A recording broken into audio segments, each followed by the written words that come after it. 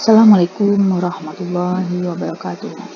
Kembali kita dalam mata kuliah Pendidikan Budaya dan Karakter Bangsa dengan tema materinya manusia dan penderitaan. Penderitaan itu adalah sesuatu yang sangat tidak menyenangkan yang kita rasakan. Pengertian dari penderitaan adalah menanggung atau menjalani sesuatu yang sangat tidak menyenangkan yang dapat dirasakan oleh manusia.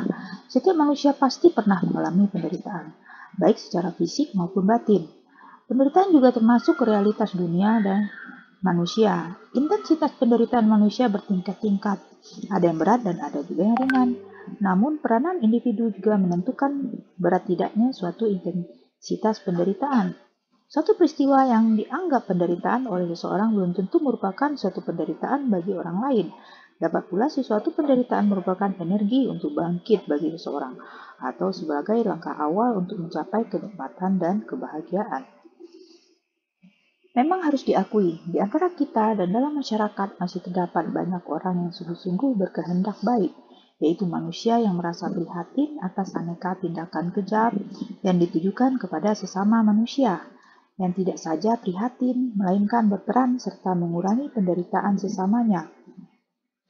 Bahkan juga berusaha untuk mencegah penderitaan atau paling tidak menguranginya. Serta manusia yang berusaha keras tanpa pamrih untuk melindungi, memelihara, dan mengembangkan lingkungan alam ciptaan secara berkelanjutan. Ada keinginan alamiah manusia untuk menghindari penderitaan, tetapi justru penderitaan itu merupakan bagian yang terkandung dalam kemanusiaannya. Bagaimana hubungan manusia dengan penderitaan? Allah adalah pencipta segala sesuatu yang ada di alam semesta ini. Dialah yang maha kuasa atas segala sesuatu yang ada di jagat raya ini. Beliau menciptakan makhluk yang bernyawa dan tidak bernyawa. Allah tetap kekal dan tidak pernah terikat dengan penderitaan. Makhluk bernyawa memiliki sifat ingin terpenuhi segala hasrat dan keinginannya. Perlu dipahami, makhluk hidup selalu membutuhkan pembaharuan dalam diri, seperti memerlukan bahan pangan untuk kelangsungan hidup, membutuhkan air dan udara, dan membutuhkan penyegaran rohani berupa ketenangan. Apabila tidak terpenuhi, manusia akan mengalami penderitaan. Dan bila sengaja tidak dipenuhi, manusia telah melakukan penganiayaan. Namun, bila hasrat menjadi patokan untuk selalu dipenuhi, akan membawa pada kesesatan yang berujung pada penderitaan kekal di akhirat. Manusia sebagai makhluk yang berakal dan berpikir tidak hanya menggunakan insting, namun juga pemikirannya dan perasaannya. Tidak hanya naluri, namun juga nurani.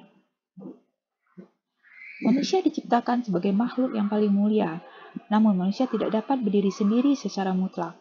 Manusia perlu menjaga dirinya dan selalu mengharapkan perlindungan kepada penciptanya. Manusia kadangkala mengalami kesusahan dalam kehidupannya, dan terkadang sakit jasmaninya akibat tidak dapat memenuhi kehidupannya. Manusia memerlukan rasa aman agar dirinya terhindar dari penyiksaan, karena bila tidak dapat memenuhi rasa aman, manusia akan mengalami rasa sakit. Manusia selalu berusaha memahami kehendak Allah, karena bila hanya memenuhi kehendak untuk mencapai hasrat, walau tidak menderita dunia, namun sikap memenuhi kehendak hanya akan membawa pada pintu kesesatan dan akan membawa pada penyiksaan di dalam neraka. Manusia di dunia melakukan kenikmatan berlebihan akan membawa pada penderitaan dan rasa sakit. Muncul penyakit jasmani, juga terkadang muncul penyakit rohani. Manusia mendapat penyiksaan di dunia agar kembali kepada jalan Allah dan menyadari kesalahannya. Namun, bila manusia tidak menyadari, malah semakin menjauhkan diri, maka akan membawa pada penderitaan di akhirat. Bagaimana manusia menghadapi penderitaan dalam hidupnya? Penderitaan fisik yang dialami manusia tentulah diatasi dengan cara medis untuk mengurangi atau menyembuhkannya. Sedangkan penderitaan psikis, penyembuhannya terletak pada kemampuan penderita menyelesaikan soal psikis yang dihadapinya. Kita lihat dulu siksaan. Siksaan inilah penderitaan biasanya disebabkan oleh siksaan, bisa fisik ataupun jiwanya. Siksaan atau penyiksaan dalam bahasa Inggris torture digunakan untuk merujuk pada penciptaan rasa sakit untuk menghancurkan kekerasan hati korban. Segala tindakan yang menyebabkan penderitaan, baik secara fisik maupun psikologis, yang dengan sengaja dilakukan terhadap seseorang dengan tujuan intimidasi, balas dendam, hukuman, pemaksaan, informasi, atau mendapatkan pengakuan palsu untuk propaganda atau tujuan politik dapat disebut sebagai penyiksaan. Siksaan dapat digunakan sebagai satu cara interogasi untuk mendapatkan pengakuan. Siksaan juga dapat digunakan sebagai metode pemaksaan atau sebagai alat untuk mengendalikan kelompok. Arti siksaan berupa jasmani dan rohani bersifat psikis. Kebimbangan, kesepian, ketakutan, siksaan yang sifatnya psikis. Pertama, kebimbangan memiliki arti tidak dapat menentukan pilihan mana yang akan dipilih. Kesepian merupakan rasa sepi yang dialami pada dirinya sendiri, jiwanya, walaupun ia dalam lingkungan orang ramai. Ketakutan adalah sebuah sesuatu yang tidak diinginkan yang dapat menyebabkan seorang mengalami siksaan batin. Bila rasa takut itu dibesar-besarkan tidak pada tempatnya, maka disebut sebagai fobia. Penyebab seorang merasakan ketakutan antara lain klaustrofobia dan agrofobia adalah rasa takut terhadap ruangan tertutup. Kemudian gamang adalah rasa takut akan tempat yang tinggi. Kegelapan adalah rasa takut bila seorang berada di tempat yang gelap. Kesakitan merupakan ketakutan disebabkan oleh sakit yang akan dialami. Kegagalan, ketakutan dari seorang disebabkan karena merasa bahwa apa yang akan dijalankan mengalami kegagalan.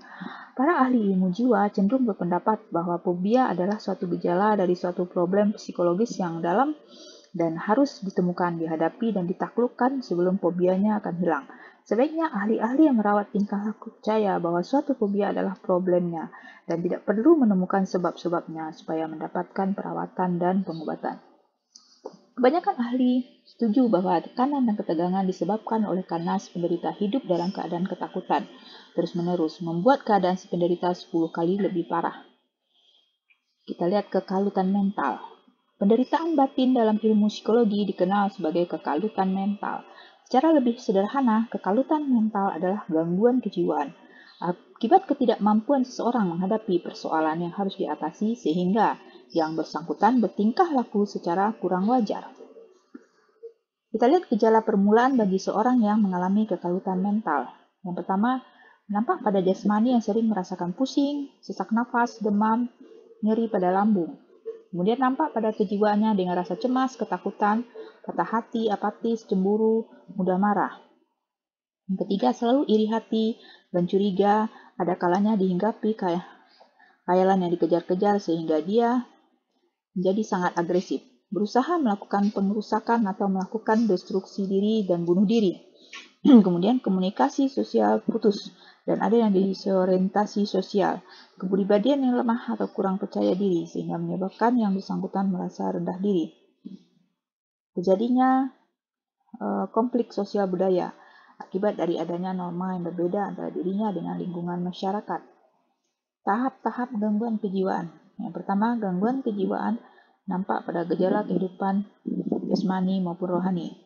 Usaha mempetakan diri dengan cara negatif. Kekalutan merupakan titik patah mental dan yang bersangkutan mengalami gangguan. Kemudian, krisis ekonomi yang berkepanjangan telah menyebabkan meningkatnya jumlah penderita penyakit jiwa, terutama gangguan kecemasan. Dipicu oleh faktor psikoedukasional. Faktor ini terjadi karena adanya kesalahan dalam proses pendidikan anak sejak kecil. Mekanisme diri dalam memecahkan masalah, konflik di masa kecil yang tidak terselesaikan, perkembangan yang terhambat, kemudian serta tiap fase perkembangan yang tidak mampu dicapai secara optimal, dapat memicu gangguan jiwa yang lebih parah. Faktor sosial atau lingkungan juga dapat berperan bagi timbulnya gangguan jiwa. Misalnya budaya, kepadatan, populasi, hingga peperangan. Jika lingkungan sosial baik, sehat, tidak mendukung untuk mengalami gangguan jiwa, maka seorang anak tidak terkena gangguan jiwa. Demikian pula sebaliknya, gangguan jiwa tidak dapat menular, tetapi mempunyai kemungkinan dapat menurun dari orang tuanya. Namun hal ini tidak berlaku secara absolut. Sebab-sebab timbulnya kekalutan mental. Pertama, kepribadian yang lemah akibat kondisi jasmani atau mental yang kurang sempurna, terjadinya konflik sosial budaya, kemudian cara pematangan batin yang salah dengan memberikan reaksi yang berlebihan terhadap kehidupan sosial. Proses kekalutan mental yang dialami seseorang mendorongnya ke arah positif dan negatif. Positif, trauma jiwa yang dialami dijawab dengan baik sebagai usaha agar tetap survive dalam hidupnya. Misalnya melakukan sholat tahajud ataupun melakukan kegiatan yang positif setelah kejatuhan dalam hidupnya. Negatif, trauma yang dialami diperlarutkan sehingga yang bersangkutan mengalami frustasi, yaitu tekanan batin akibat tidak tercapainya apa yang dia inginkan. Bentuk-bentuk frustasi ada agresi, regresi, fiksasi, proyeksi, dan identifikasi, narsisme, dan autisme. Penderitaan kekalutan mental banyak terdapat dalam lingkungan seperti kota besar, anak-anak muda usia, wanita, orang yang tidak beragama, orang-orang yang selalu mengejar materi. Sebab-sebab terjadi penderitaan. Apabila kita kelompokkan secara sederhana berdasarkan sebab-sebab timbulnya penderitaan, maka dapat dibagi dua. Penderitaan yang timbul dari perbuatan buruk manusia. Penderitaan yang menimpa manusia karena perbuatan buruk manusia dapat terjadi dalam hubungan sama manusia dan hubungan manusia dengan alam sekitarnya. Penderitaan ini kadang disebut nasib buruk. Nasib buruk ini dapat diperbaiki manusia supaya menjadi baik. Dengan kata lain, manusialah yang dapat memperbaiki nasibnya. Allah SWT berfirman, "Aku tidak akan pernah merubah nasib hamba-Ku, melainkan hamba-Ku sendirilah yang merubahnya." Sudah jelas Tuhan tidak akan mengubah nasib hambanya, karena atas usaha hambanya sendirilah yang bisa mengubah nasibnya. Adapun perbedaan antara nasib buruk dan takdir, kalau takdir Tuhan yang menjadi penentunya, sedangkan nasib buruk itu manusialah penyebabnya. Karena perbuatan buruk antara sama manusia menyebabkan penderitaannya manusia lain. Contohnya, pembantu rumah tangga yang diperkosa, disekap, dan disiksa oleh majikannya sudah pantas jika majikannya yang beda itu diganjar dengan hukuman penjara oleh pengadilan negeri Surabaya supaya perbuatan itu dapat diperbaiki sekaligus merasakan penderitaan yang telah diberikan pada orang lain. Sedangkan pembantu yang telah menderita itu dipulihkan. Kemudian contoh-contohnya itu ya, perbuatan buruk orang tua Ari Hanggara yang menganiaya anak kandungnya sendiri sampai mengakibatkan kematian. Sudah pantas juga dijatuhkan hukuman oleh Pengadilan Negeri Jakarta Pusat supaya perbuatan itu dapat diperbaiki dan sekaligus merasakan penderitaan anaknya. Kemudian perbuatan buruk para pejabat pada zaman order lama dituliskan oleh seniman Rendra dan puisinya Bersatulah Pelacur-Pelacur Kota Jakarta. Perbuatan buruk yang merendahkan derajat kaum wanita tidak lebih dari pemuas nafsu seksual. Karya Rendra ini dipandang sebagai salah satu usaha memperbaiki nasib buruk. Kemudian penderitaan yang timbul karena siksaan atau azab Tuhan. Penderitaan manusia dapat juga terjadi akibat penyakit atau siksaan azab Tuhan. Namun, kesabaran, tawakal, dan optimisme dapat merupakan usaha manusia untuk mengatasi penderitaan itu. Banyak contoh kasus penderitaan semacam ini yang dialami manusia. Beberapa kasus penderitaan dapat diungkapkan bentuknya seorang anak lelaki buta sejak dilahirkan, diasuh dengan tabah oleh orang tuanya. Ia disekolahkan kecerdasan luar biasa, walaupun ia tidak dapat melihat dengan mata hatinya yang terang. Karena kecerdasan ia memperoleh pendidikan sampai di universitas dan akhirnya memperoleh gelar doktor di Universitas Sorbonne, Prancis. Dia adalah Profesor Dr. Taha Hussein, guru besar Universitas Kairo, Mesir. Kemudian Nabi Ayub mengalami siksaan Tuhan, tetapi dengan sabar dia menerima cobaan ini. Bertahun-tahun dia menderita penyakit kulit. Hingga istrinya bosan meliharanya, dia dikucilkan. Berkat kesabaran pasrah pada Tuhan, sembuhlah dia dan tampak lebih muda. Sehingga istrinya tidak mengenalinya lagi. Di sini kita dihadapkan pada masalah sikap hidup kesetiaan, kesabaran, tawakal, percaya, pasrah, tetapi juga sikap hidup yang lemah seperti kesetiaan dan kesabaran sang istri yang luntur karena penyakit Nabi Ayub yang lama. Kemudian tenggelamnya Fir'aun di Laut Merah seperti disebutkan dalam Al-Quran adalah azab yang dijatuhkan Tuhan kepada orang yang angkuh dan sombong. Fir'aun adalah raja Mesir yang mengaku dirinya Tuhan. Ketika Fir'aun bersama bala tentaranya mengejar Nabi Musa dan para pengikutnya menyeberangi Laut Merah, laut itu terbelah dan Nabi Musa serta para pengikutnya berhasil melewatinya. Ketika Fir'aun dan tentaranya berada tepat di tengah belahan Laut Merah itu, sekali juga Laut Merah itu tertutup dan mereka semua tenggelam. Demikianlah pemaparan saya tentang manusia dan penderitaan. Berkata saya ucapkan wabillahi taufiq wal hidayah. Assalamualaikum warahmatullahi wabarakatuh.